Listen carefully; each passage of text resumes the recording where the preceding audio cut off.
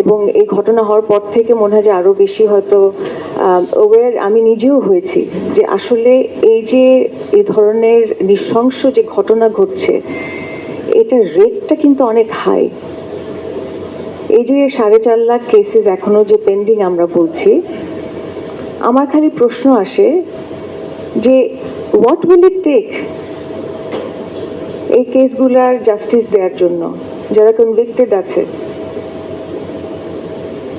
যারা এখানে আসলে নির্যাতিত হয়েছে, what will it take, what is the answer to that?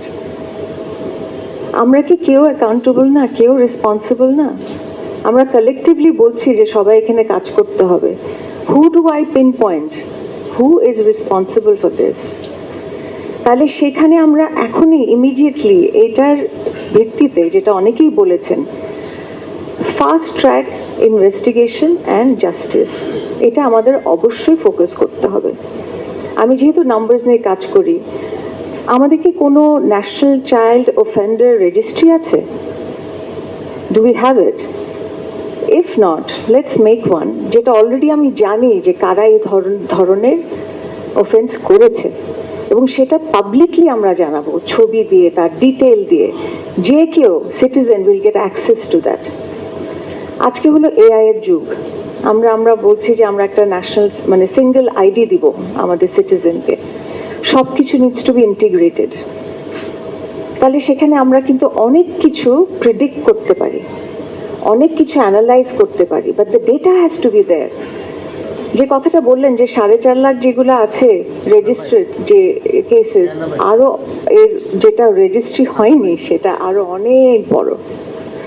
তো তাহলে আমরা কিভাবে করে সেগুলাকে আসলে আমাদের এই গণনার মধ্যে, আয়ত্তের মধ্যে আনতে পারবো, সেটা একটা খুবই ইম্পর্টেন্ট একটা অ্যাসপেক্ট।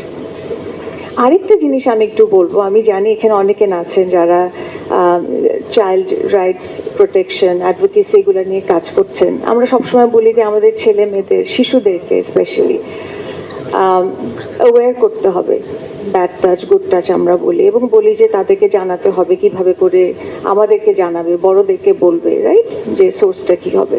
বাট আমার এই কোয়েশ্চেনটাও আসে যে আমরা একটা 7 থেকে 10 বছরের শিশুকে অবশ্যই এটা গুরুত্ব, তাকে বোঝানো, জানানো, অ্যাওয়্যার করা, কিন্তু তার উপর কি দায়িত্ব দিয়ে দিচ্ছি তার নিজের প্রোটেকশনের জন্য?